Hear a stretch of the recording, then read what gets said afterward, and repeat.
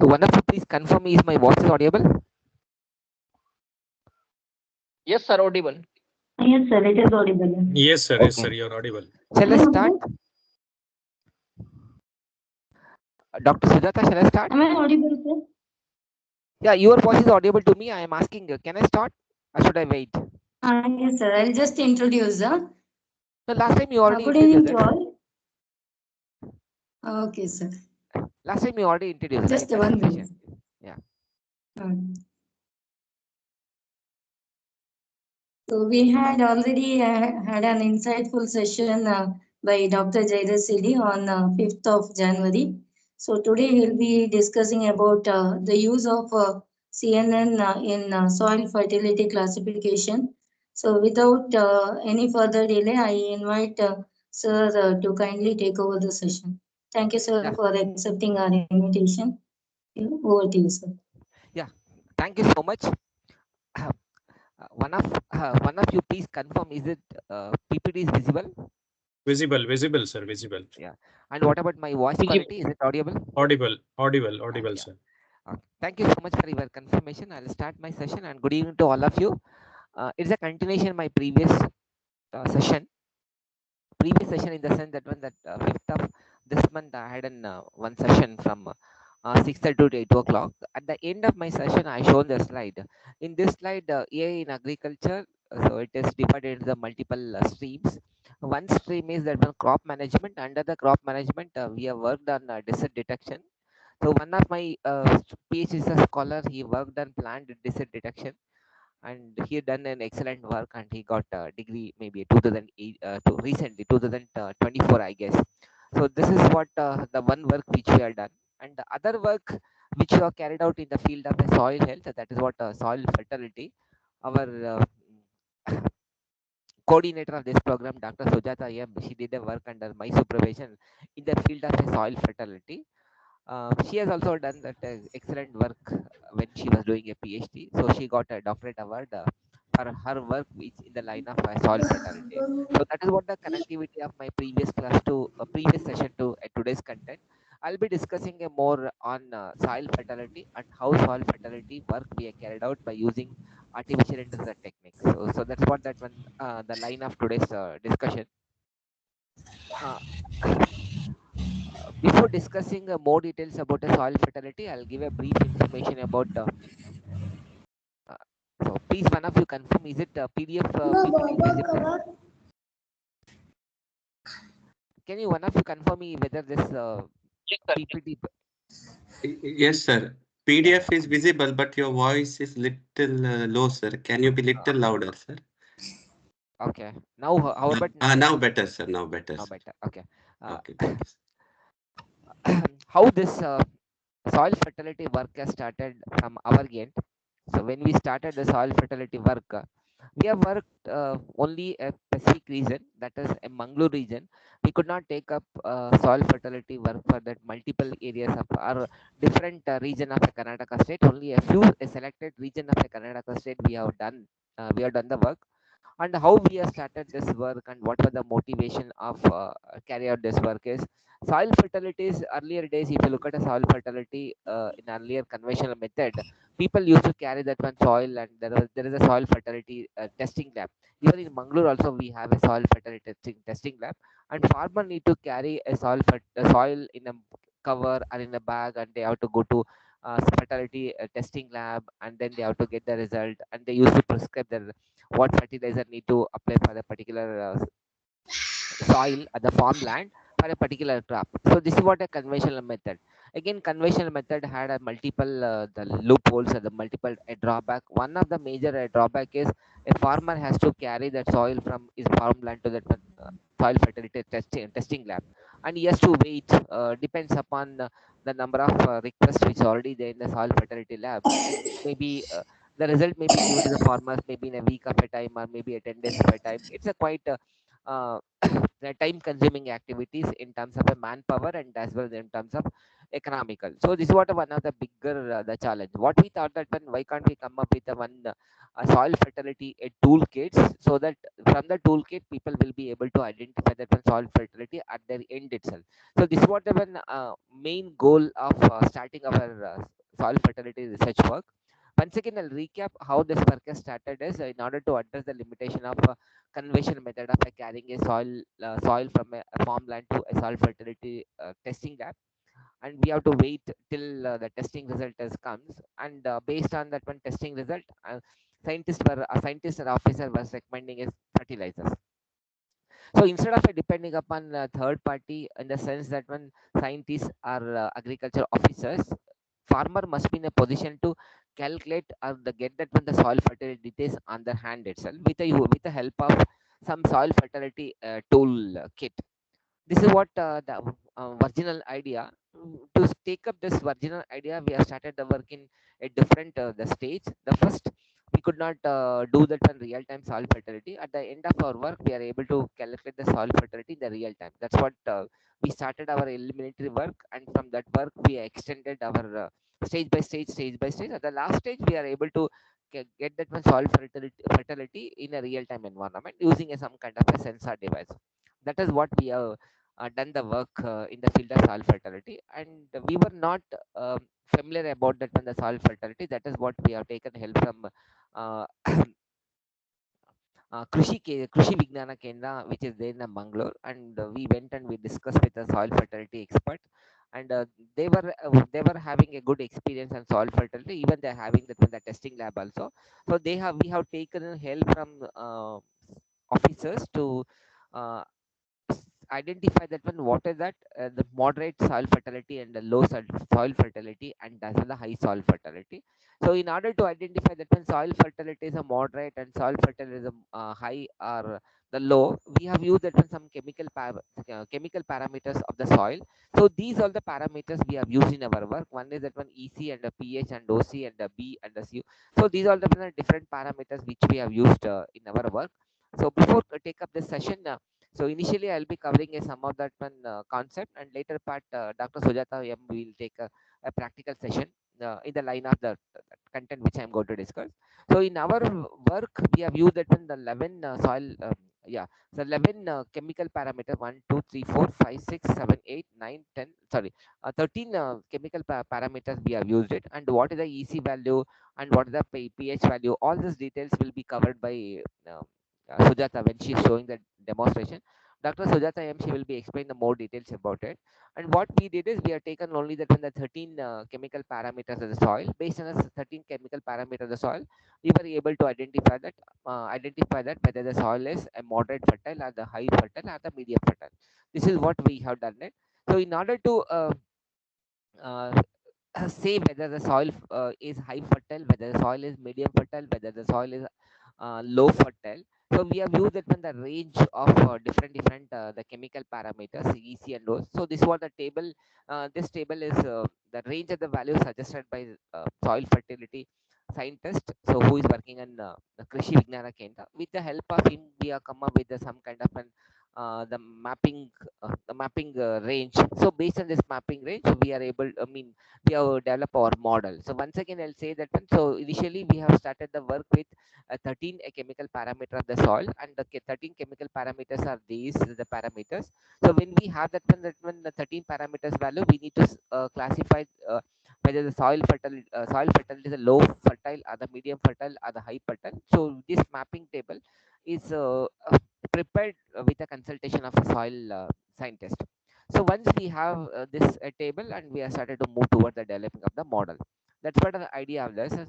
Again, the same thing, so in a different the table format. So this content will be explained by Dr. Sujata M during our session. So what we did is the we have done that in the multiple works, and only two works which are relevant to CNN model. Only those things only I'm explaining in today's presentation. Apart from that one, we have the multiple the works, so which makes use of artificial intelligence, even non-artificial intelligence concept also. The one of the work which we have done is a 2D CNN based soil fertility classification with fertilizer prescription. How this concept is, in earlier session also, in the Monday session, I discussed some of that one the concept with respect to CNN. The same concept we are using here also, but with the different hyperparameters. The 2D CNN we have used it. What this 2D CNN means, so probably I think you will be having some in basic background about a 2D CNN. I'll be explaining that when the 2D CNN details further.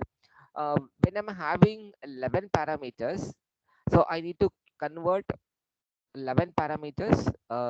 Okay, out of a 13 parameters, we have taken only the 11 parameters which are relevant, and from a 13 parameters, I need to convert matrix form.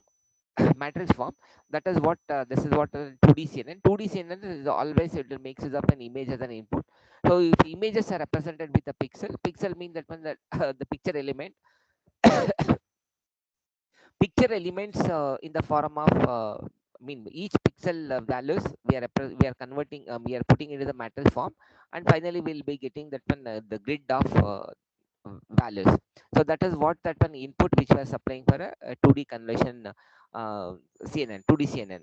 So when I'm having 11 parameters, will not be in a position to prepare that one 2D matrix.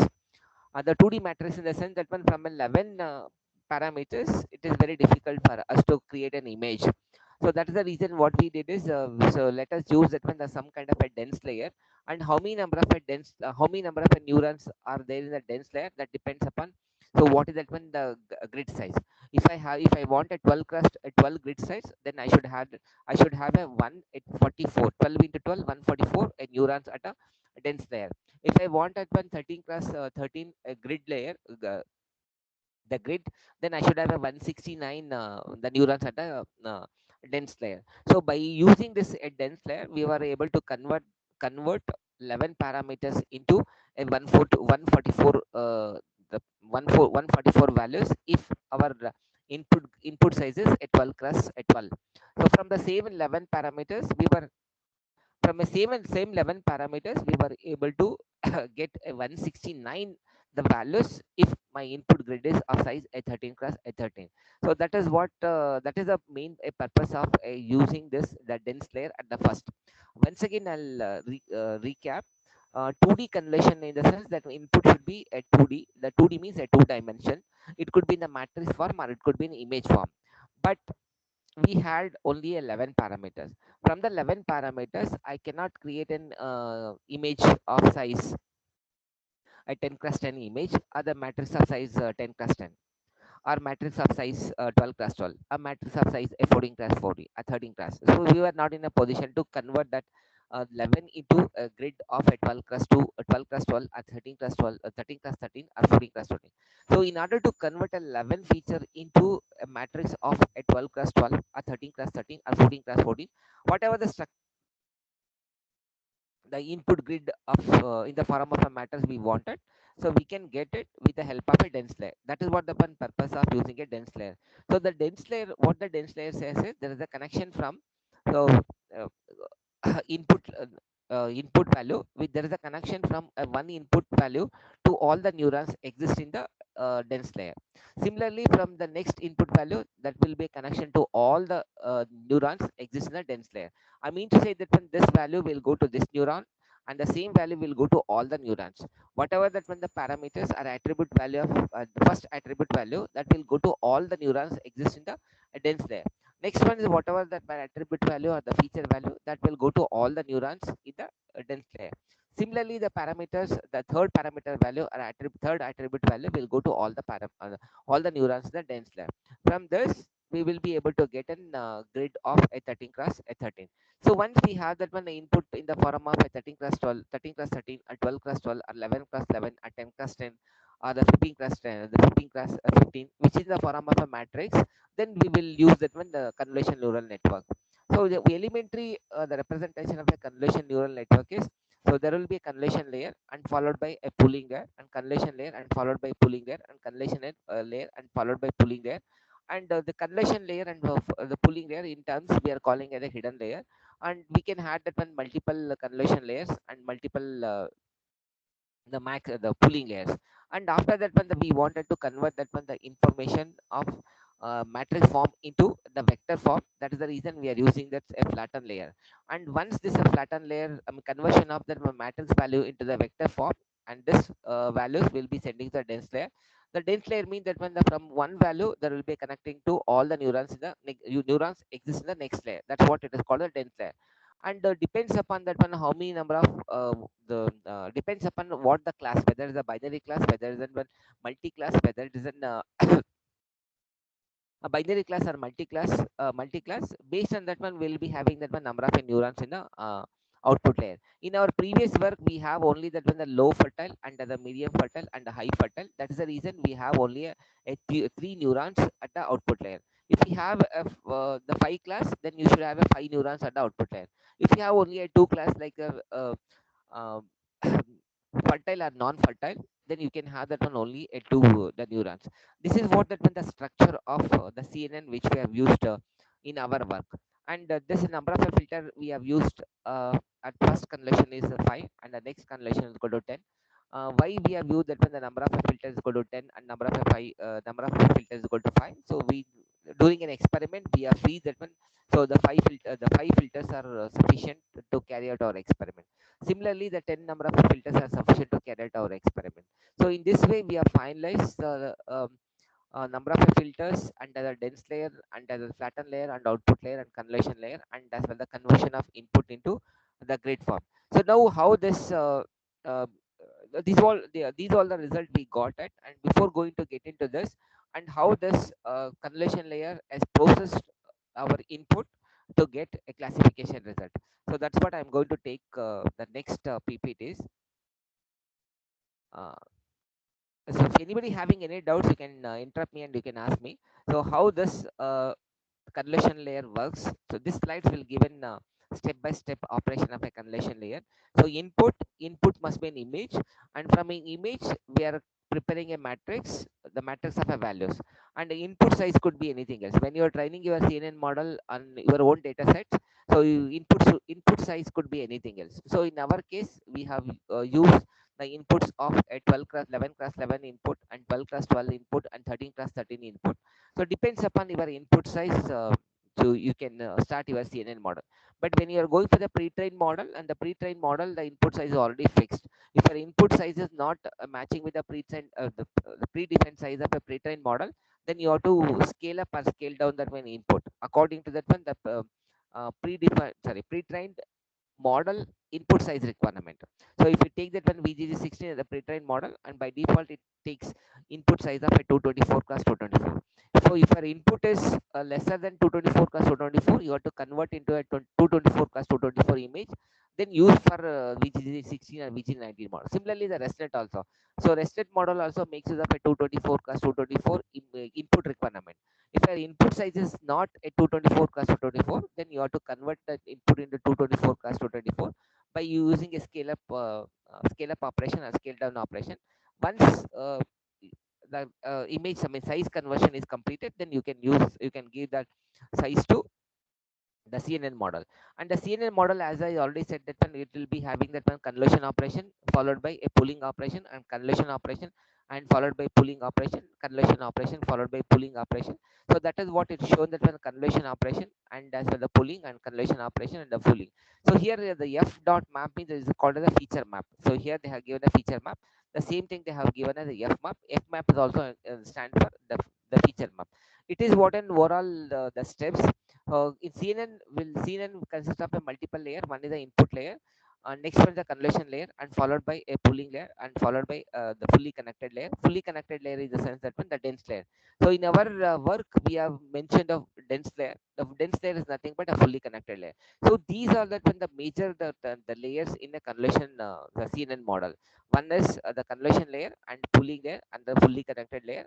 So in apart from that we'll be having a flattened layers also. How this convolution layer works and how pulling layer works and how the fully connected layer works and how flattened layer works. That's what I'm going to take up into the next. So this there is a convolution layer and a pulling layer and convolution layer and pulling layer, convolution layer and pulling layer, and the next one is fully connected layer, and the last one is equal to 0 to 9, and this is what an image we have used. I mean, this is an image with respect to a 10 class data set. That's what they have started, that one 0.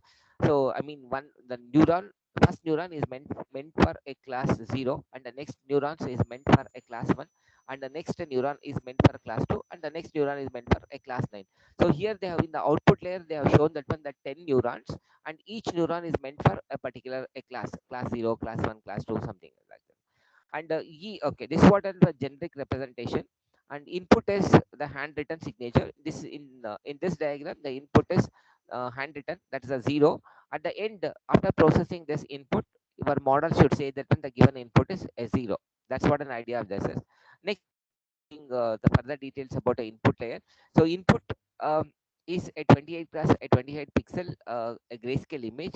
So this an expression with respect to the previous slide. I mean to say that when whatever that one input they have used in the work, that is of size a 220 sorry 28 class 28, and it's a grayscale image.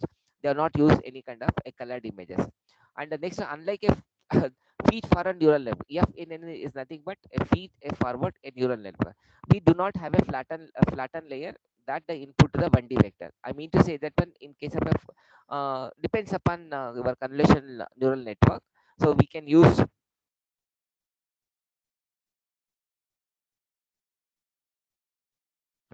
just sorry to stop my, I'm getting one call. I will take the call and I'll come back to you because I need to talk this call urgently.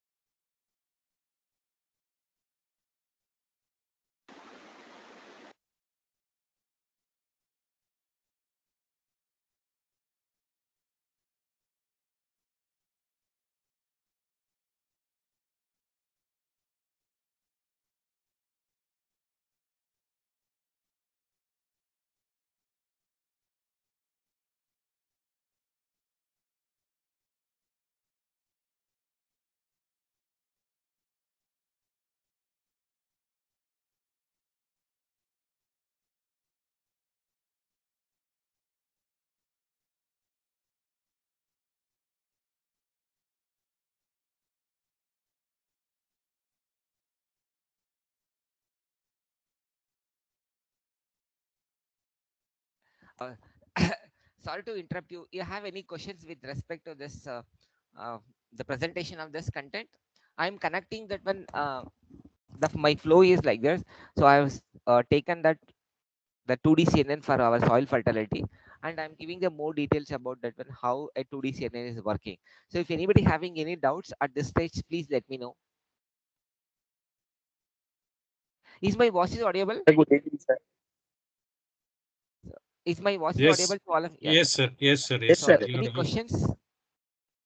Yes, sir. Good evening, sir. I have Yeah. one question, sir. Yes, yes, please. Sir, actually, all these are the parameters which we have taken for the input, or generally there is no correlation between them. So, what is the motivation behind taking the 2D CNN instead of taking like 1D CNN? No, we have done experiment with both the 1D CNN and the 2D CNN. I'll come back to you. So we have done that one Okay, sir. experiment with the both the 1D CNN and 2D CNN also. So this is what is 1D Okay, CNN. sir. Okay. So just we wanted to Ah, experiment with whether the 1D CNN is performing well or the 2D CNN performing well. We have done okay, that sir. one Okay. experiment with the both that one 2D CNN and the 1D CNN. Okay, sir. So you can do that one. We have because we wanted to see that one which one is the which one is giving the best result. So idea here is tomorrow we wanted to deploy this the train model in the real world environment, real time environment. So in that Yes, sir. we should have a complete that one the proof of a concept. So whether the 2D CNN is working well or whether the 1D CNN is working well. So in that Okay. connection we have done that one the both 1D CNN set up an experiment and 2D CNN set up an experiment. Okay, sir. Okay. Okay. So this is an experiment which we have done with respect to 1D CNN. Okay. Sure, sir. Like after completing this, I think we'll get to know, sir. Yes, yes. Yeah. Okay. Thank you, So sir. Thank yeah. So anybody having any doubts with respect to this? If so now I'm taking the connectivity that one how internally the convolution neural network and the extract the feature map. That's my discussion. I'll go back to this. We have a multiple the layers, as I said, input layer and convolution layer and pooling layer and the fully connected layer and the fully connected layer and the flattened layer. As it is mentioned in here, they have not used any kind of a flattened layer in this experiment. I mean to say in this experiment, you can use a flattened layer. So in your experiment, okay. So whenever you wanted to convert your data into 1D vector, so after that one pooling layer, you can use the flattened layer. Next, the input is represented a network in a 2D of a 22 cross 22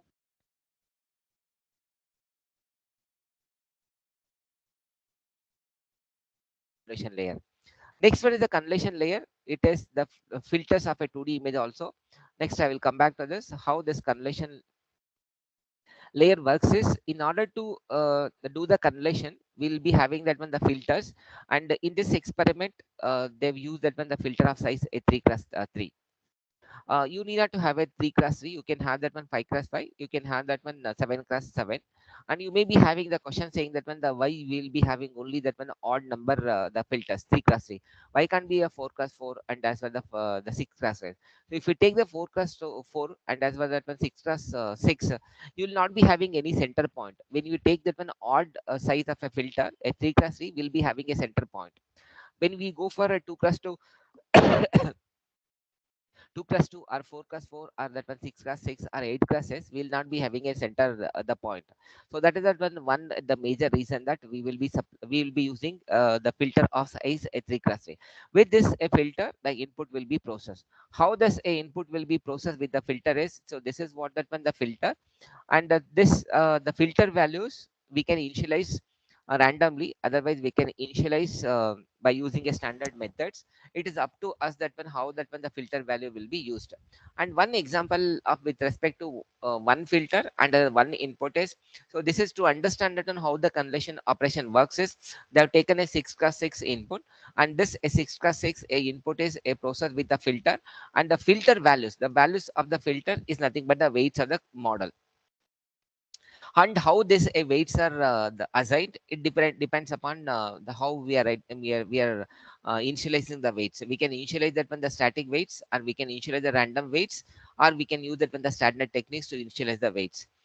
In this example, so they have used this a particular the filter, and how this a filter is used to process the input.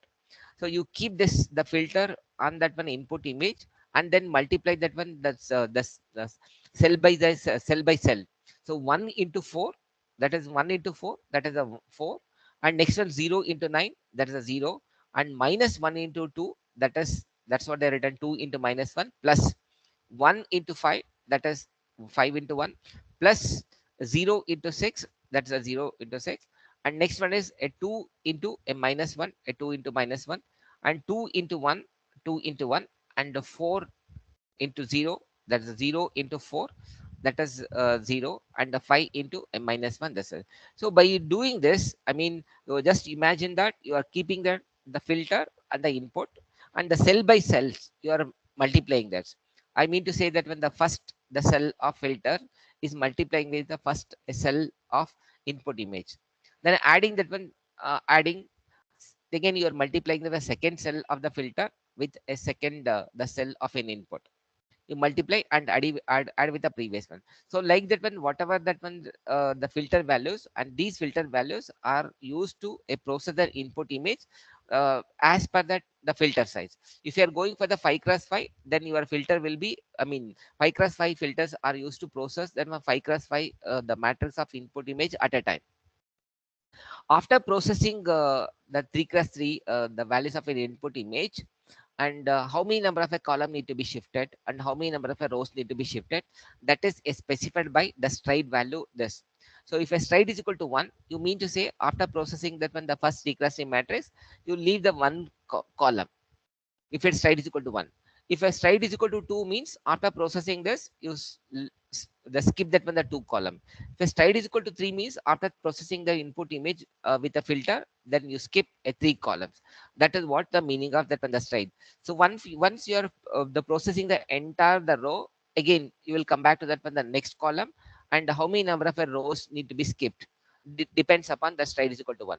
So I mean to say, first take a filter and process the input image. After processing that one the first a part, then you check what is that one stride. If it is equal to stride is equal to 1, then you skip only one column. Then you process 9 a 2 5 and a 6 to 4 and the 4 5. So next will be showing. Okay, so in this case the stride is equal to 1, that is what it has the skipped only the first column. After skipping the first column, it will process that one the 3 cross 3 the matrix of input image with the same filter. Whatever the step I explained, take that one 1 into 9, that is 1 into 9, plus a 0 into 2, plus a 2 into 0, plus minus 1 into 5, minus 1 into 5. Next, a 6 into 1, 6 into 1. Next, a 2 into 0, the 2 into 0, and 4 into minus 1, and 4 into minus 1, and a 4 into 1, 4 into 1, and 5 into 0, thus, and 4 into minus 1. So this is the way it will process the second the 3 cross 3 matrix of an input image with the filter and it gets a value that is equal to 6, that will be placed in this. In this way the entire image is processed with a filter. So once again I will explain So what is the filter size? That is user dependent. If you want, you can go for that one 3x3, or you can go for the 5x5, or you can go for the 6x6. But as the filter size increases, a number of parameters in the model also will be increases. So that is the reason it is advised to keep a filter size equal to a 3x3.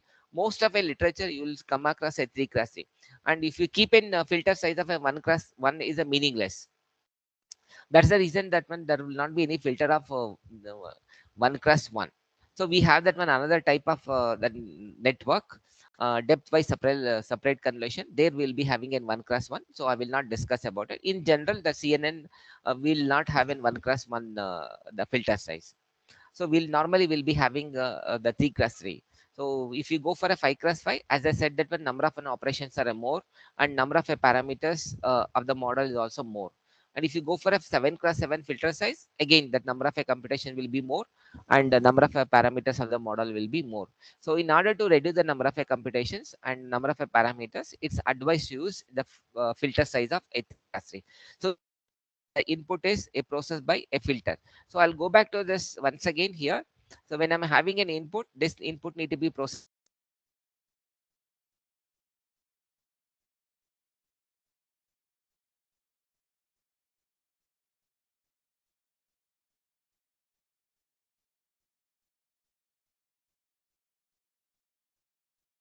Voice is not coming, sir. The F indicate that when the filter size. If filter size equal to 3 means is a 3 cross 3. The filter size equal to 5 means is a 5 cross 5 matrix. And the filter size equal to 7 means is a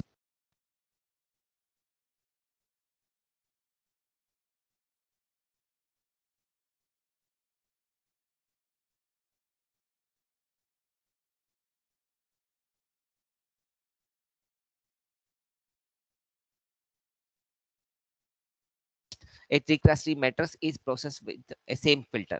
If I use it stride is equal to 2, so initially this you can see that when the dotted the square, so that is what the initial operation. Now after initial operation, the two columns are skipped, and by skipping that one the two column, the next a 3 class 3 matrix is a process with the a same the filter. That's what. So this is an example to show what how input is a process with the filter with a different the stride values. This is an example for a stride is equal to 2. Because of a stride is equal to 2, two columns are shifted. If a stride is equal to 3, then 3 column will be shifted, and the next the 3 column will be processed with a same filter size. And you can see this when a stride is equal to that 2, and what will be the output size. So initially the output size is equal to this is that is a 4 plus a 4, and the same filter size, but that output size is equal to the lesser one. You can see the difference or the impact of a stride is equal to 1 and a stride is equal to a 2 with the same input size and the same the filter size. If stride is equal to different, and what will be the output size. Okay, this is what that one explanation with respect to the conversion operation. If anybody having any doubts with respect to this, and please let me know, I will be clarifying your doubts. Any doubts on this?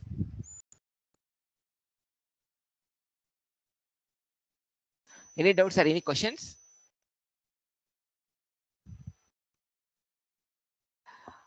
Is my voice is No, no, no, no. okay? So no doubts. Yeah. Yes, I'll. Is my voice is audible to all of you? Yeah. It's audible, sir. Yes, yes, yeah. Yes, sir. The voice is somewhat breakable. Oh, it's breaking. Okay. Well, how about now? Is it audible? Is it breaking now also? Not now, sir. Okay. The difference between the previous explanation in this explanation stride is equal to 1. In this explanation stride is equal to 2. So in order to show the difference between stride is equal to 1 and the stride is equal to 2, I have taken this example. You can see that when a stride is equal to 2, what is the output size? When a stride is equal to 1, what is the output size? So for a 4 plus 4, sorry, 6 class 6 input image is processed with a 3 class 3 filter with a stride is equal to 1, and the output size is 4 class 4. The same input with the same dimension and the same dimension of a filter, but a stride is equal to 2. Because of stride is equal to 2, output size is a 2 class 2 and not a 4 class 4. And how many total number of a multiplication to calculate the result above? that is, you can see that when the 2 cross 2 into 3 cross 3, that is a 36.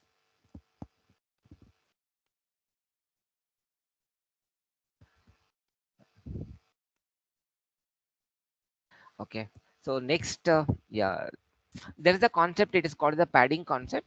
You can see the difference in padding is equal to 0, and in this case the padding is equal to 1. So normally the padding will be 0 padding. What it does is, what the padding is, so when you are processing input image with a filter, if a filter is not able to process the entire image correctly, then there is a need of a padding. The padding is how many number of a padding bits are required and depends upon your input size and the filter size. So in this example, padding is equal to 1. That is a 0 padding. Normally, in most of the time, we will be using only the 0 padding. What it does is it will add that one, the one outer layer with the zeros, mean that one I mean outer left side and right side and the top and the bottom. So in layman language, I can tell that one entire image is surrounded with a one grid of the zero values, that is called as a padding. So normally the padding with a zero, this is what a usual practice is followed.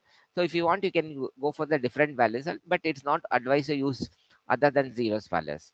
So why this padding is required is when a filter and the inputs are not sufficient to the process the image correctly. I mean to say, when input image is processed with the kernel is not processing that one the enter the image correctly. So that is the reason we wanted the padding one. You can see the difference between. So here the padding is equal to 0. There is no the outer uh, the values. When the padding is equal to 1, you will be able to see that yes, there is an outer the layer. In the entire outer layer is filled with the 0 values. That's what the meaning of a padding. And the next, in this case, so if till so far I have taken everything is only that only one channel. The reason is, in the they have clearly mentioned that one is the grayscale images. So in this example, they have mentioned that one the grayscale images. So that is the reasons here. 28 cross 28 a pixel grayscale images. So when we have a grayscale images, we'll be having a only one channel. Even in the black and white images also we'll be having a one channel. But when I'm going for a colored images, we'll be having a three channels. So in order to represent that one, the red channel and the green channel and the blue channel, they have given a separate the channel. So again, if I use filter size equal to 3 and a 3 cross 3 kernel will 3 cross 3 kernel will be there. And how many number of channels? That is the three channels. The three channel for the colored images. And what is how that one that this a 2 is a calculated is, you can see this a red color indicate that the filter one.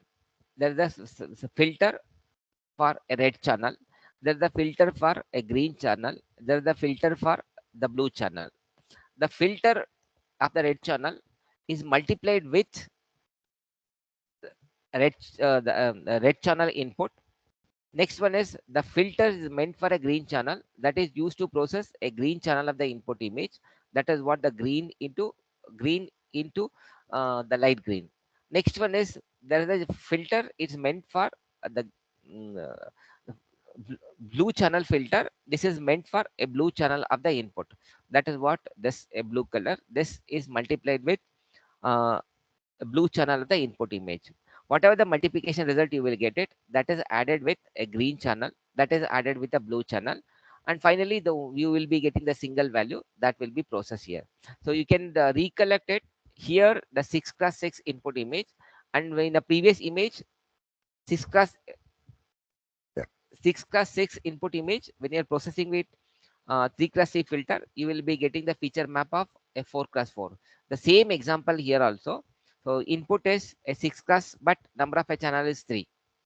Even though number of a channel is the 3, but output, the feature map what you are getting is a 4 cross 4, which is same as the single channel. And in case of this example, the stride is equal to 1 and the padding is equal to 0, which I already explained that one, what is the stride and what is the padding. So do have anybody having any doubts on this? Any question with respect to this?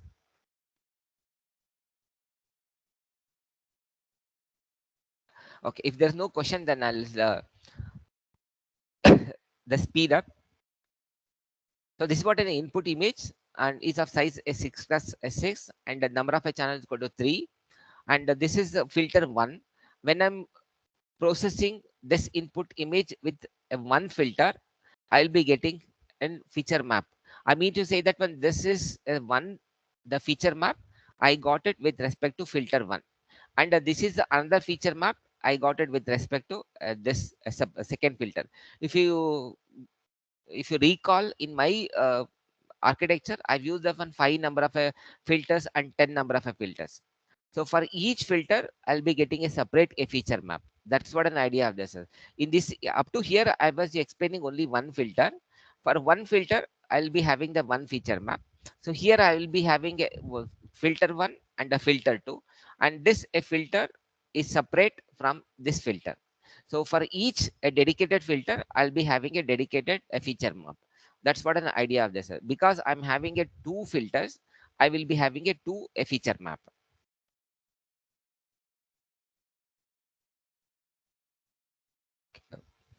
Okay, I said that when normally the filter will not be having a one cross one. So there is a separate type of the filter that is depth-wise correlation. There's a separate correlation concept. It is called the depth-wise correlation. Normal in case of a depth-wise correlation, we'll be having the one cross one the filter. But normally this one cross one will not be used. Okay.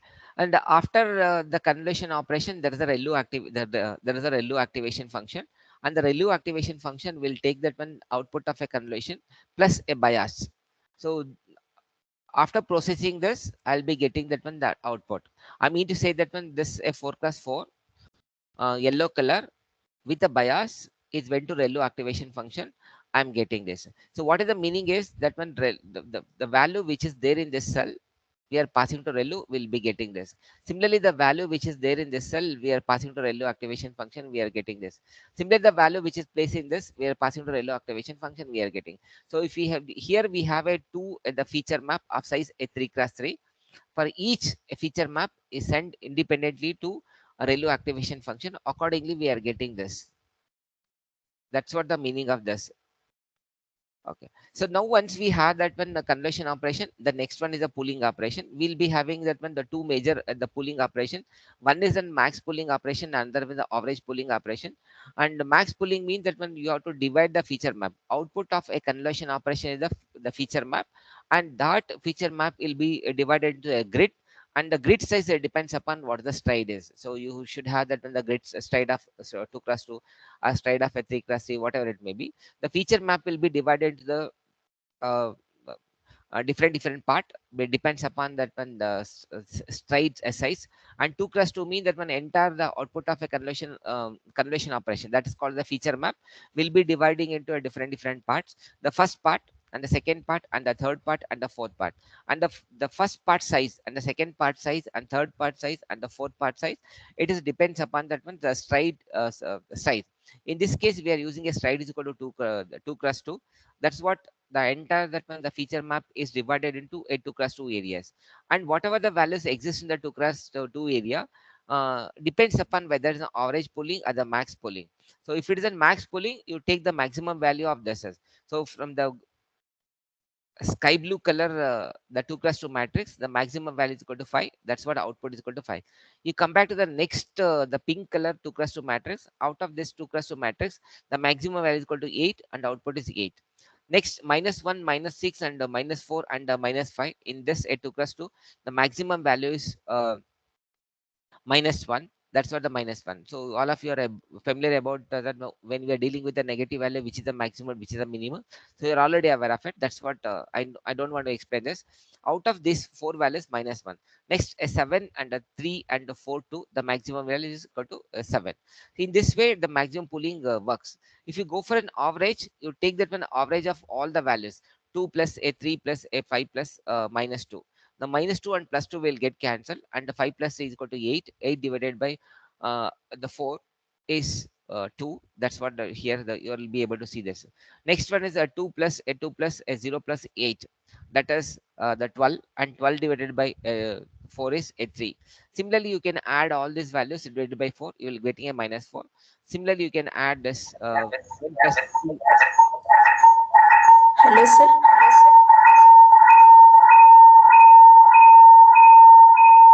Hello, sir. Yes, please. It's echoing, sir. Oh, it's not from my side, I guess. I think echo is from somewhere else. Somebody has unmuted.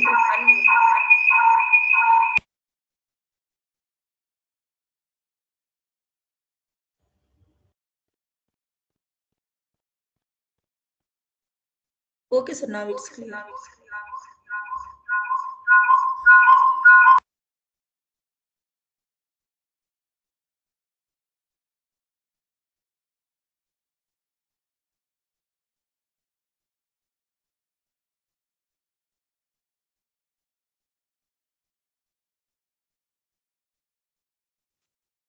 You can continue, sir.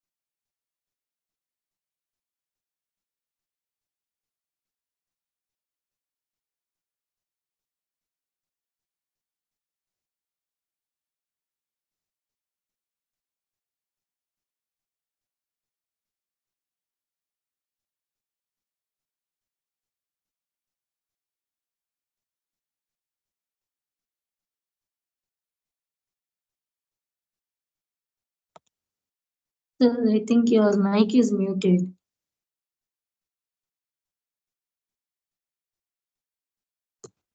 Yes, sorry.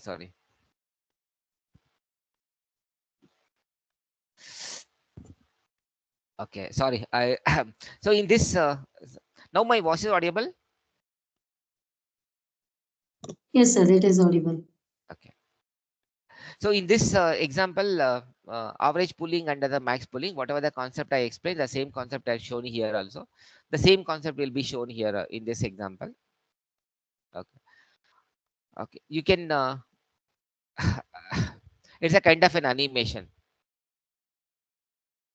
Same concept. I use that when the stride is equal to 2 cross 2. So because of a 2 cross 2 is stride, the whole feature map is divided into the grid of 2 cross 2, 2 cross 2. It's a kind of an animation for with respect to maximum. And another one is the global average pooling under the max average pooling. So in case of a global average pooling, you will be getting the only one value instead of the matrix value. That's what the difference. Again, you global means you take that one the average of you take all the values and add it and divide it by the total number of elements present in the matrix, and output is always is only one value. Similarly, global average meaning me global the max pooling means you take that one entire matrix, and whatever the maximum value exists in that matrix, that is what is the final value. Okay, stride, how the stride is moving, it's an animation kind of a thing. In this case, I'm using the stride is equal to 2. That's what after processing a first set of a value, it is skipping the 2 columns, and after processing the entire row, it is skipping that one the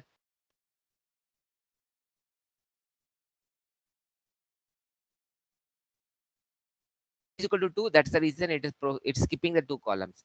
After processing the entire row, it's skipping the 2 rows, and it processes that one the next set of rows. Is an animation values. Okay, just last one is I'll be going for the convolutions list, right?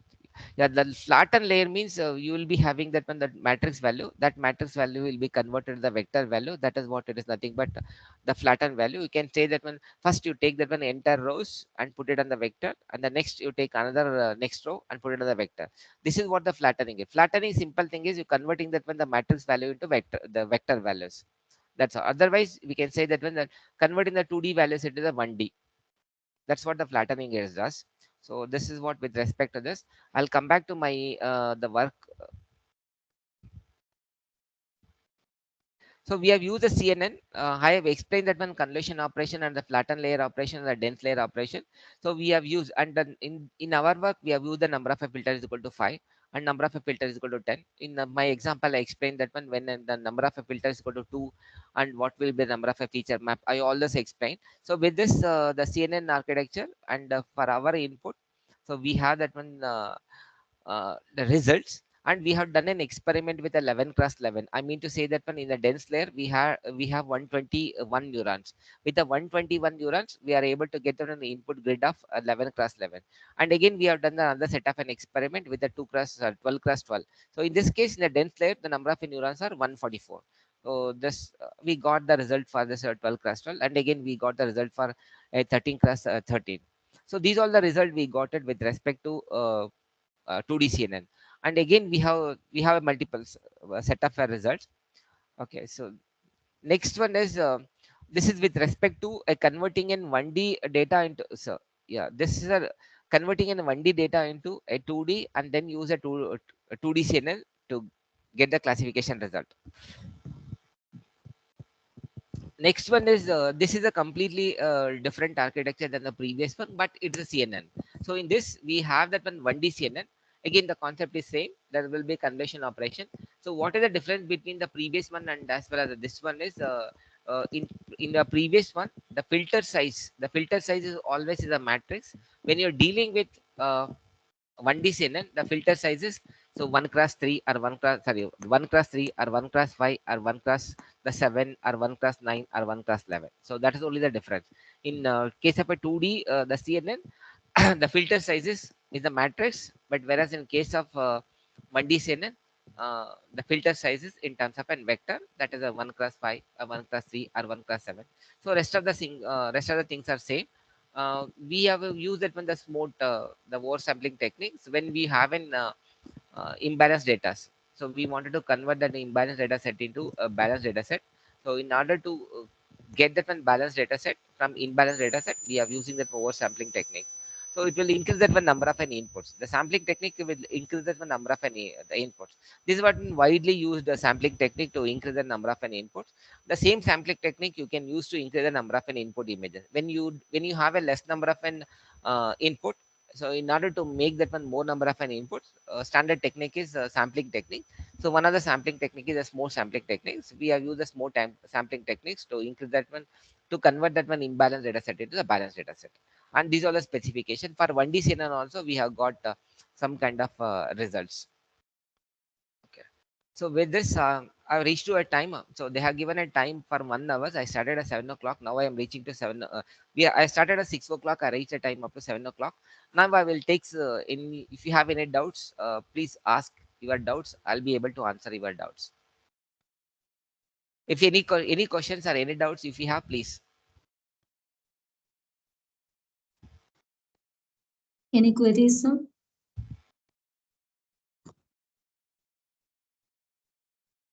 Okay. If there is no queries, then I Sir, will. Yes. the experiment, this what is the prediction of these values, sir? What is the prediction of this? So it's a classification. It's not a prediction. The prediction is a different from the classification. In case of a prediction, we are using that one time series data, and from the past, past history, we are going to predict the future one. So it is not like the past history kind of a thing. So we are giving an input, and we'll say that Like one time series data means whether it can be cross-sectional data. no, the time series data sets, so different time series data sets are. One example is that one you can take the time series data of the gold price rate. So you'll be having that one some kind of an historical data for 10 years. From the past history, you are going to predict that one what will be that gold rate after 1 day, what will be the gold rate after 10 days, what will be the gold rate after that one 100 days. That's what it is called as a prediction kind of a thing. So prediction is a different from a classification. So we have done the work with the classification. So in our case, when I'm giving that input, I have to say that one whether the input is the low fertile or the medium fertile or the high fertile. So in this way, our work is a classification work, not a prediction work. As I said in we have that one. See the low input, the low fertile, or the medium fertile, or high fertile. So I'll be extracting that one, the soil chemical parameters, like the 11 chemical parameters, and from that 11 chemical parameters I'll be able to deduce whether that one soil fertility is a low fertile, or the medium fertile, or the high fertile. Always the classification model will give input is a low fertile, or the medium fertile, or the high fertile, any one of this.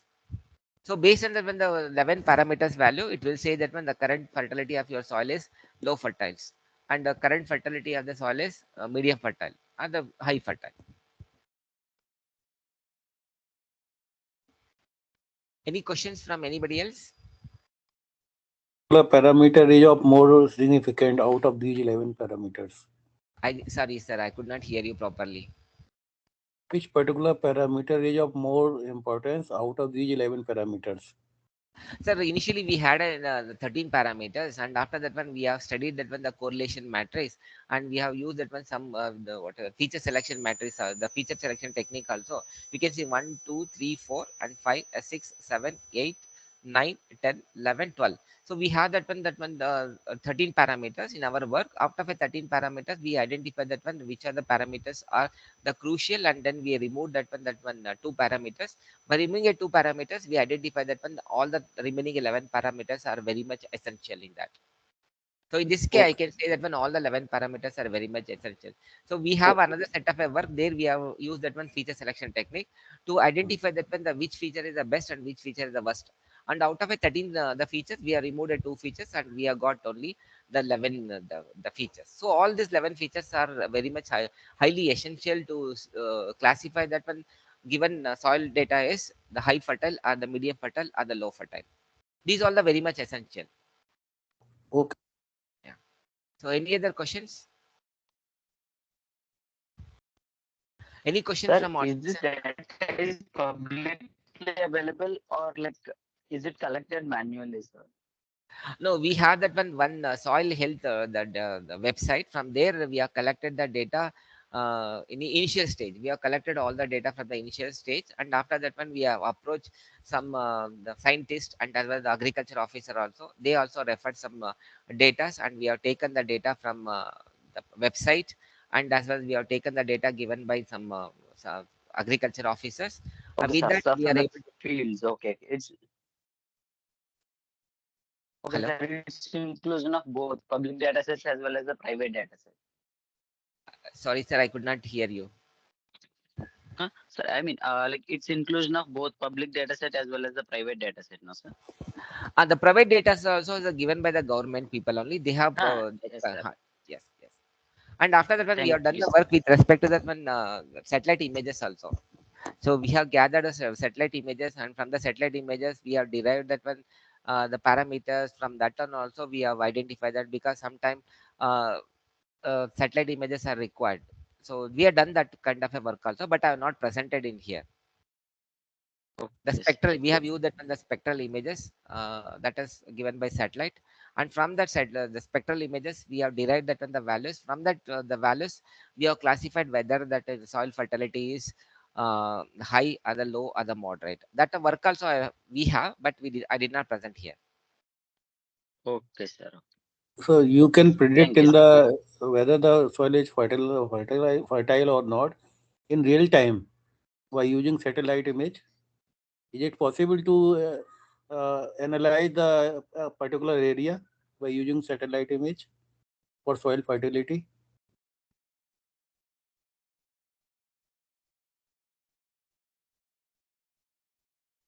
Our model need to derive that one the parameters. So in our work, I think all the 11 parameters we have not derived it because there was no chance for us to derive that one all the 11 parameters. Some parameters values we have derived from the satellite images, and from based on that one the derived values we have classified that one whether the soil fertility is high or the medium or the low. Both the ways you can do it. In the you can take it in the real time environment. Based on that one you can classify it. So if you do not have a sensor to capture the real time real time values, then you can depend upon a satellite. Problem with the satellite is the satellite will comes once in a 5 days. So for one image, you will be getting after 5 days. I mean to say, for every 5 days, you will be getting only one image. To collect that one satellite images, it will take a long time to prepare that one, the bulk, the data set. That's what the problem with satellite images. Okay, sir. Because Okay. we went for that one public, the satellite. We did not have any of a private satellite. And if you have a private satellite, you can get that data according to your private satellite. But we were not having a sufficient funds to get that, so we fully use that public the satellite data. So Okay, sir. yeah. So any other questions? Okay. If there's no question, I think the Dr. Sujata M, she is waiting to take that one, the practical session. So once again, I will say thanks to all participants, and thanks for listening. And next one is the coordinator. I'll say thanks to coordinator for giving me opportunity to give a talk. Thank So you very much, sir. with this, I'll say thanks to all of you. So by saying a Thank you thanks. very much, sir, for accepting our invitation and giving a session on how to classify the soil fertility. I think the participants have benefited from your session. Thank you very much, sir. Yeah, thank you very much. Thank you so much to all of you. Thanks. And I'll be leaving this meeting. Thank you, sir.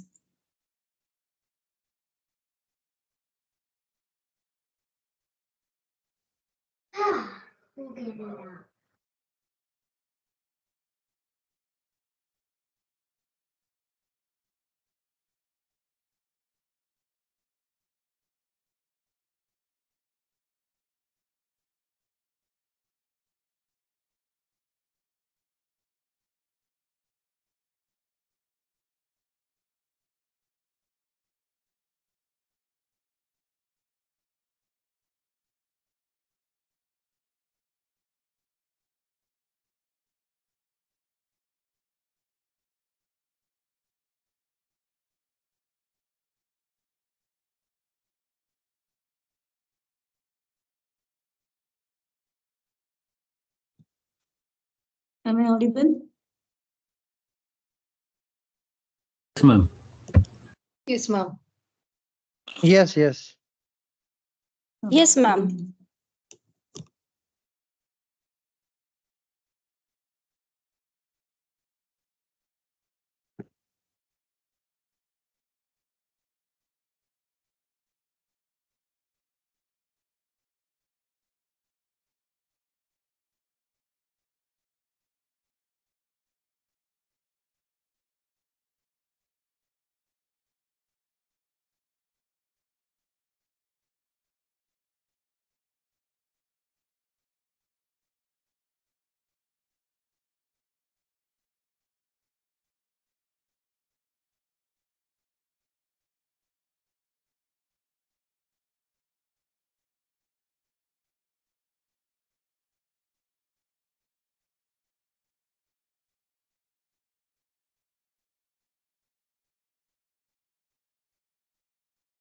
Connector. 1 minute, please.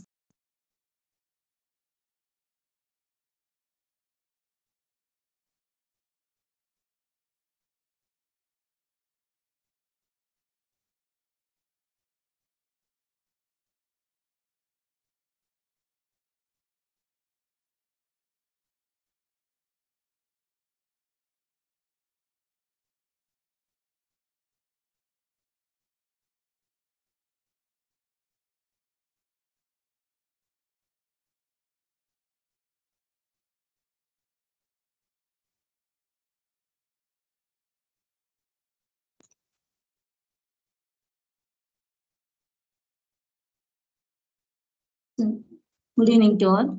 So already Jaidev sir was explaining about how to make use of the CNN. He has explained about 2D CNN as well as 1D CNN. So I have done my PhD research on soil fertility classification using different types of machine learning as well as deep learning based techniques. So among those, I have used 1D CNN as well as 2D CNN. Initially, we used 2D CNN, but we found that we could not get better results using 2D CNN, because if we look at the data, so we had soil related data which is of one dimensional. So when we have one dimensional data, so making use of 2D CNN may not give the accurate results. So then we used 1D CNN in order to do the classification. So we used different data sets. So we have collected soil parameters from a government website in the year of 2020 21 around. So we collected around 40,000 plus instances from the different villages of the local district that is Dakshina Kannada district. So this district it is divided into different blocks. So we have around 5 blocks. So means similar to villages. Means 5 blocks. So from different 5 blocks we could collect means after merging we had around 40,000 or 42,000, I don't remember exactly now, instances. So using which we conducted or carried out the experiment. So initially we used Google Colab to carry out experiment. To make use of the Google Colab, either you can Google in your Google search. So there you can see a link. So if you open that, it will ask you to create. You can see a button where you can create a notebook or notepad. Sorry, notebook in order to write the Python code. So where I have written this code, or you can also make use of your Gmail account, and you have a collaboratory option over there. You can install collaboratory and you can make use of the Google Colab. So here, since I have stored my data set within the drive, so initially I'll be connecting to my drive using the function that is a drive.mount, and where exactly the data set is there. So that particular path you need to give. So since the data is stored in the form of CSV file, we'll be using a function read underscore CSV. And if you so I have used certain function to display the top 10 rows. So which gives me you cannot see exactly because it's in the form of PDF here. So there are we can see the 10 topmost rows here, and so if you are using Google Colab Python notebook, you can see the output with the 10 rows. So here you can just we can just see five. Sorry, head function, it will show 5 rows in case of collab. So 5 rows, and you can see different columns over there. So we have 11 parameters here. So pH, electrical conductivity, organic carbon, phosphorus, potassium, sulfur, zinc, Fe means iron, and copper, Mn means manganese, and B means boron. So these are the different soil parameters which we have used in order to classify the soil fertility. So here we have classified the soil fertility into 3 classes, that is low, medium, or high. So in case of Dakshina Kannada district, since it is a coastal area, the soil is mainly acidic.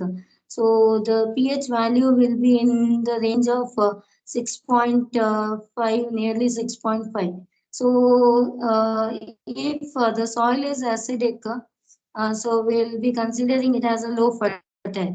So we could not get much instances or much data which is of medium or high fertile. So very few data of medium or high fertile, and most of the data is of low fertile. So, and if you look at the parameter values here, so the parameter values are in terms of numerical values, and they are almost, there is a correlation between each and every parameter. So if pH value is high, means the electrical conductivity will go down, and even the fertility will go down. Means phosphorus value will be less, and even potassium value will be less. So there will be a correlation between each and every parameter. So initially, after collecting the data, we labeled the data with the help of scientists from Dakshina Kannada Krishi Vijnana Kendra. His name is Mallikarjuna, who will be delivering a talk on the last day of this FDP, that is on 10th of January. So with the help of him, we label the data set, and in order to collect the data set, we use the government website, that is Soil Health. And to make use of the website, we took the permission from scientist from Maharashtra, who's so with means Dr. Sharma. So with the help of him, we collected, with the permission of him, we collected the data set. And after labeling the data set, go to next, move the slide. Yes. Yes. Yes, enough. So here, since the values are correlated, so in order to get the better result, we used some normalization function here, that is a min-max scalar.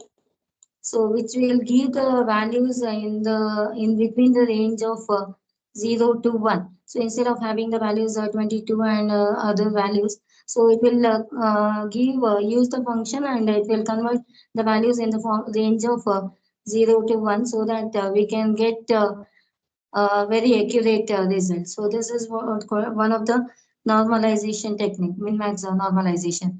And after that, so to make use of this 1D CNN, we just converted the label low into 1 and medium into 2. That is just, we use some numerical values here, because we cannot directly make use of the labeling in the form of string. So to convert string into numerical value, we consider high as 0, low as 1, medium as 2. You can even take low as 0, medium as 1, and high as 2. So since high, we already knew that the number of instances of low are high. So we took it as a numerical value 1. And medium, it was the next, means we had very few medium fertile data sets, so we considered it as 2. And high, we just took it as 0. And next, so in order to train the data set, we require only the parameters, not the label. So the last column in our data set, it was for a label. So the column heading was fertility. So that last column we dropped from the data set. So in order to train our model, so we use the drop function to drop the last column, that is fertility column. Go to next one. Yes. So here,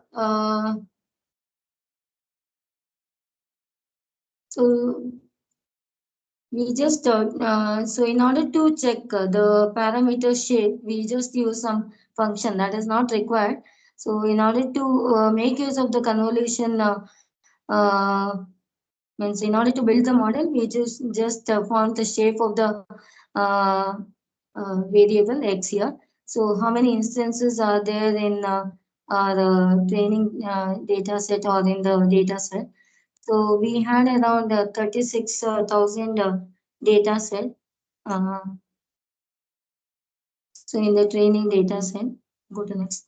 So we splitted our data set into training and testing by using the function train test split. And then we used a smart function to increase the number of samples.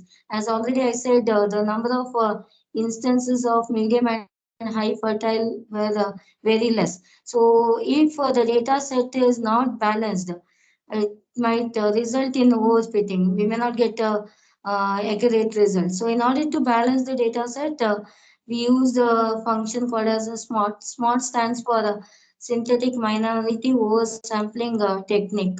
So there are other sampling techniques which you can make use of, like there is a random oversampling technique. So there is a built-in function to make use of random oversampling technique. But the problem with the random oversampling technique is it will simply increase the number of samples by considering the minority classes. So if the number of instances in high is less means it will just increase, it will consider one instance and it will duplicate that instance, which will result in just the duplication of instances. So again, it may not give a proper or accurate result. It might also result in overfitting because we are just duplicating the instances. So in order to avoid the duplication, we use the SMART. So in case of a synthetic minority oversampling technique, it will just consider the sample or instance from the minority class, that is a medium or maybe from the high fertile class, and it will consider the nearest neighbor for a value in the instance, and it will make use of certain formula, and it will create a new instance. So here we are not duplicating or repeating the values or repeating the instance. We are creating a new instance by using a certain formula. So this will result in new the data set with the new synthetic data. So which is better, which will result in a better result. So after oversampling, we trained our model, and after training, so we tested the model, and we found that with the help of oversampling and with the help of normalized data set, we could get better result. And so we also compared our result with without oversampling and without the normalization. And we found that with the oversampling and with the normalization, that is a min-max normalization, we were able to get better accuracy. If you look at the, yes, go to next. So this is how we have built the convolution, that is 1D CNN model. So in order to build the 1D CNN model, so you can make use of, since the data is 1D data, so you can make use of the sequential function, and we are using a 1D CNN, so make use of convolution 1D, and I'm using here TensorFlow here. So there are built-in functions which you can easily make use of. So convolution 1D, and I have used the number of filters 64 here. You can even make use of 128 or 256. That is in terms of power of 2. You should make use of the number of filters. So 64, it's a power of 2, 2 raised to 8. So I have used 64.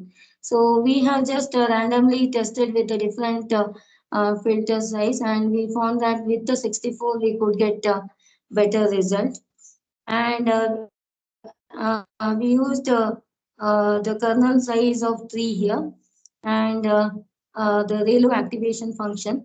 And as you increase the number of kernel size, you might get a better result. So again, it is up to your data set. Sometimes even if you increase the kernel size to 4, it might lead to overfitting, and you may not be able to get a better result.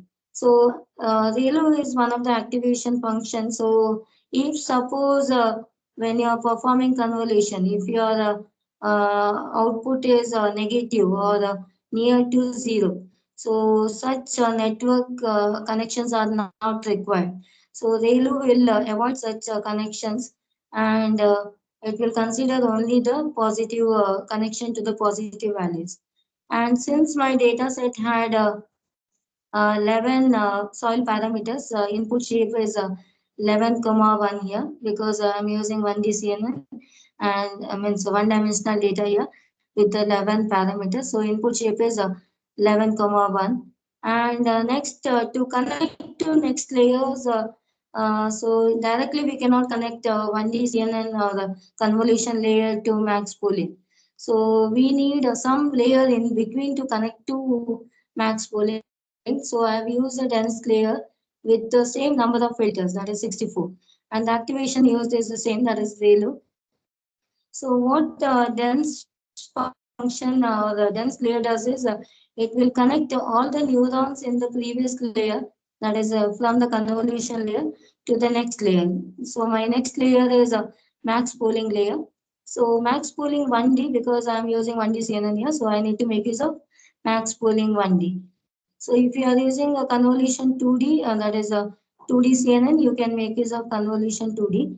So max pooling, what it does is it will downsample the layers, means it will reduce the number of layers. So by reducing the number of layers or the sequence length, we can also reduce the computation, and also we can reduce the overfitting. So in earlier case, we had so 11 inputs.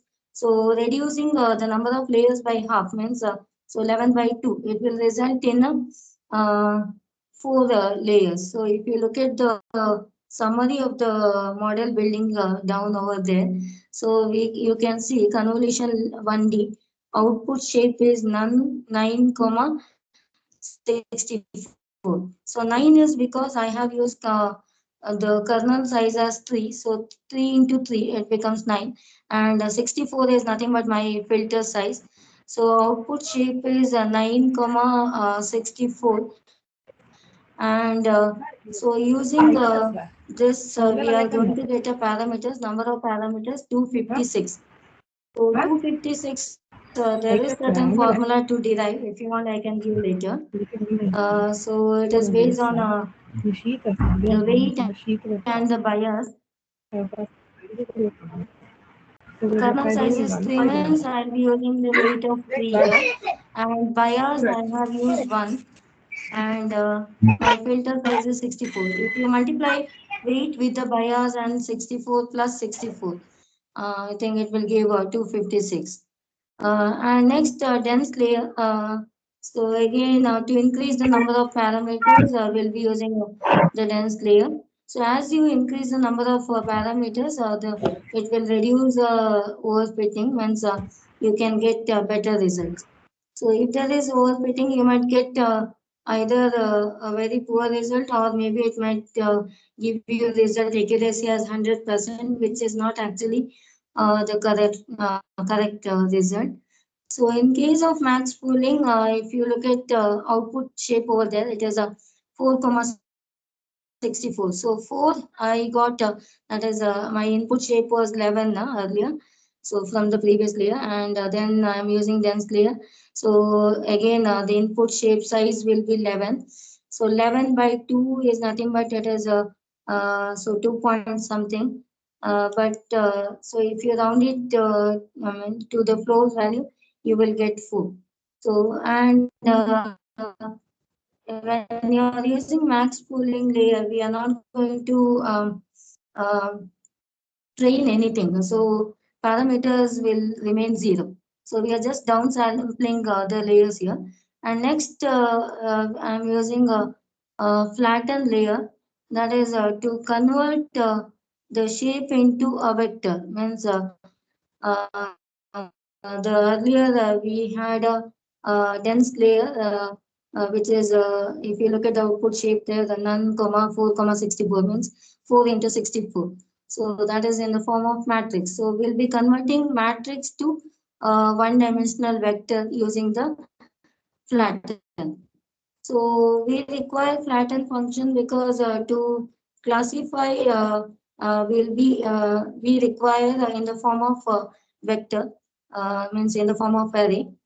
So flatten, I'll be using none comma 256 means 256 parameters I got from the previous max pooling layers, that is 4 into 64 will give you 256. Again, flatten layer, we are not going to train anything here. We have just used the flatten with the empty parenthesis. Even max pooling, it's with the empty parenthesis. So number of parameters is 0 over there. And next, again, to connect to the output layer, we cannot directly connect flatten or input vector to output layer. So we require something in between, that is a dense layer. So dense layer, I'll be using the number of neurons as a 3. So 3 is, we require 3 because I'll be classifying my input into 3 classes, that is low, medium, and high. So number of neurons required is 3 here. And at the output layer, I'll be using, means at the dense layer, towards output side, I'll be using activation function sigmoid. So sigmoid is nothing but it will uh, improve your result. And there is certain formula, so summation something. So it will give you the output in the form of sigma. And next, I'll be using a loss function, sparse categorical cross entropy. So you can try with different loss functions. So based on your input, you need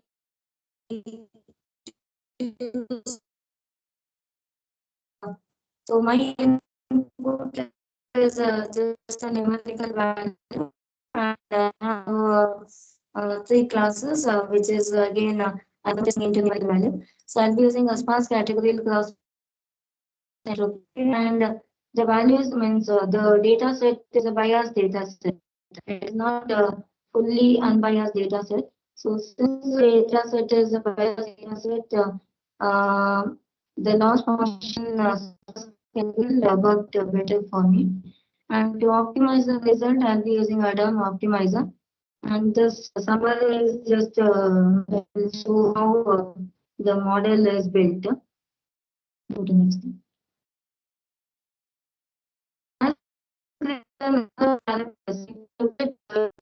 Parameters, it was 250.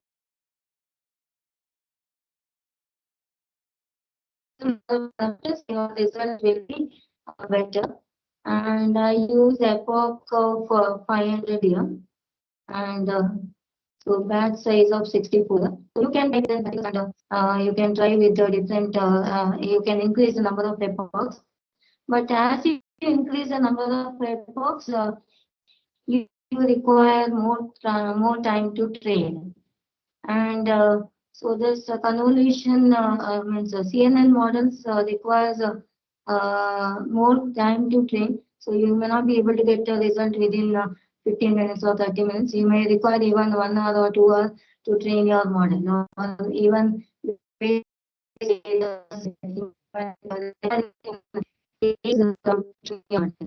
so in my case, it was 8 to 10, 2-3 hours to train the model. And here I have used a validation split as 0.25. Means I'll be splitting my entire data set into 2 parts. That is a training, 75% as a training, and remaining 25% for the testing purpose. So 75 will be used for the training here.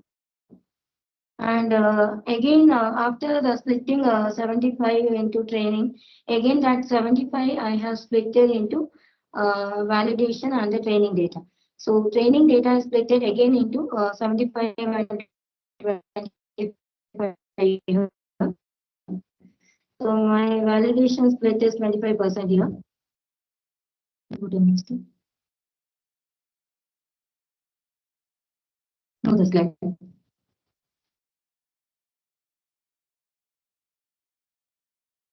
So this is just after training. So if you see as the time goes, you can see the loss is getting decreased, and your accuracy will improve. And so then I have tested my model with the remaining 25%, and So I've used a different metrics to evaluate my model.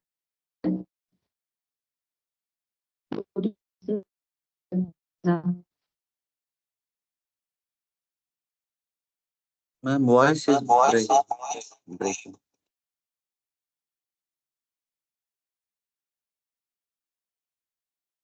Now?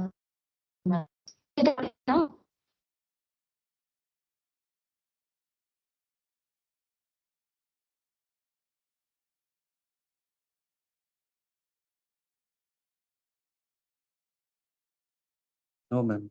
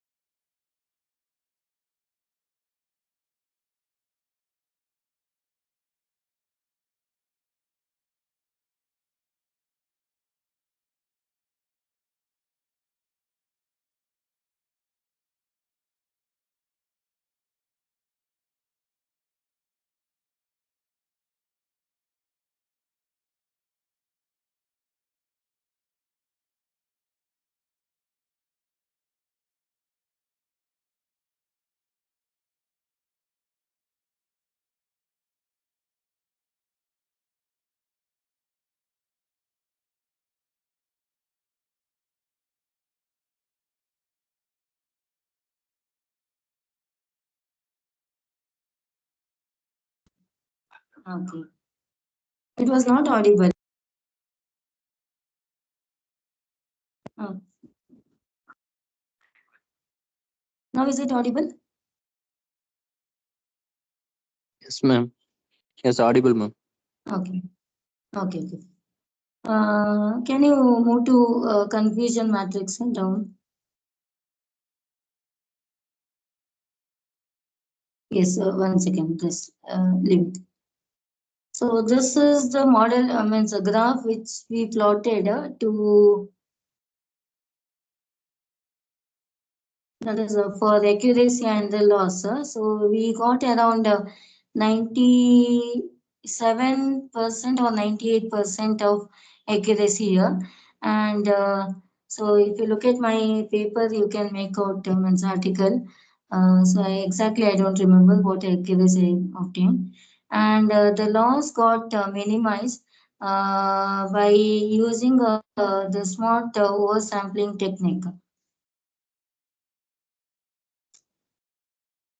And also we tested, means we compared our model with the other classification, means with other deep learning models such as extreme learning machine and multi-layer perceptron. So already Jaidar sir had showed some result using at the end some table. So if you had observed that the CNN obtained better accuracy compared to ELM and multi-layer perceptron.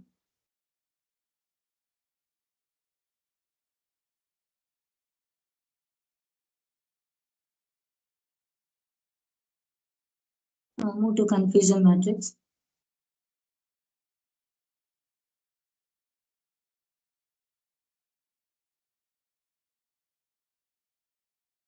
Next.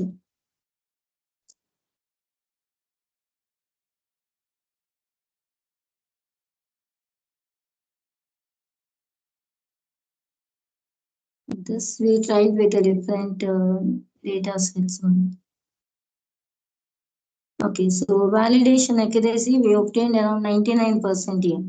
So we tried with the different data sets and with the oversampling and without the oversampling and other thing. and also by shuffling the data sets.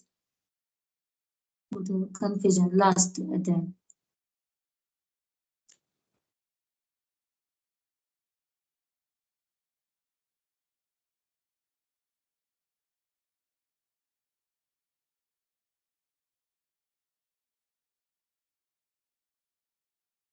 Go towards the end of the slide. Yes, here. Yes. So here, if you look at the confusion matrix here, so I have used 1 as a label for low and 2 as a label for medium and 0 for high. So if you look at the values here, 1 obtained means the number of values in case of 1, it is around 8,000 plus. So that means that the number of values of low fertile were more, and the one and even the row against row 1 as well as column 1, we are getting the value 8933. Means so many instances are exactly classified as low fertile. And next 9 and 236, these are misclassified. And in case of medium fertile, that is, if you observe against the last row over there, which is written as 2, and against the last column, which is written as 2. So 39 value, if you observe. So 39 instances of medium fertile were correctly classified, and remaining 29 instances of medium fertile were not exactly correctly classified. So we had only 39 plus 20 plus 1 instances of medium fertile. So it is coming around 50 instances of medium fertile. And so remaining 9,000 around instances of low fertile, and very few instances, that is around 7 instances of high fertile. So among those 7 instances, again, we could get only 2 instances which are correctly classified, and remaining are not correctly classified. This is because mainly because the machine learning or deep learning, it requires unbiased data set. So since we were not able to get the data set which is unbiased, we found very difficult to get the public data set for India. So we approached the scientist from Maharashtra, and that is ICM scientist, and he gave a permission to collect the data set. And so we collected data set village by village, and then merged the data set of all the villages, and we could get some data set in order to carry out our research. And after that, what we did is we collected the satellite images. So in my previous explanation, that is that was on Monday, I had explained. I don't know how it was clear, how far it was clear. So I showed some code over there. So I had used the Sentinel-2 data set in order to carry out further my research. So because we were not able to get the unbiased data set. So and also it is like a data set what we had was for the entire Dakshina Kannada district. And if we want a data set for one particular image, the number of instances was hardly around 100. So it was very difficult to use the machine learning or deep learning based on the laboratory measured data set. So that's why we went for the satellite images. Again, the problem what we found with the satellite images is the satellite images are we are not able to collect all the parameters.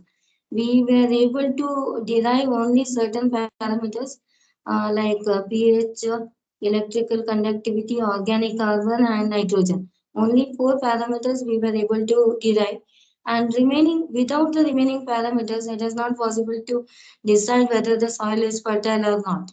So to decide whether the soil is fertile or not, we had a correlation means we use some correlation between the parameters to derive other parameters, that is remaining So to get remaining parameters, we have done some correlation and compared with the earlier existing laboratory measured data. So that's how we carried out our research work. Any doubt up to this? So the next session will be taken over by our next resource person, Dr. Vibhushini Madam.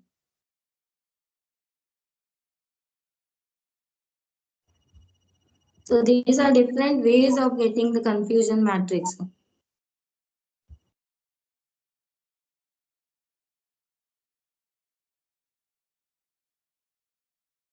Any doubt up to this? So madam will be joining at around, she said she'll join at 7:45 around. Hi, Sujata. I'm here. Can you hear me? Okay, madam. Good evening, madam. Yes, okay. Good Greetings and evening. good evening, madam. I did not try to turn Thank on you, my camera. madam, for accepting our invitation. That's absolutely fine. It's my pleasure to be here. I tried to turn on my camera, but for some reason it is not allowed. Is that all right? It's audible, ma'am. Oh, right. Okay. Let me share my screen.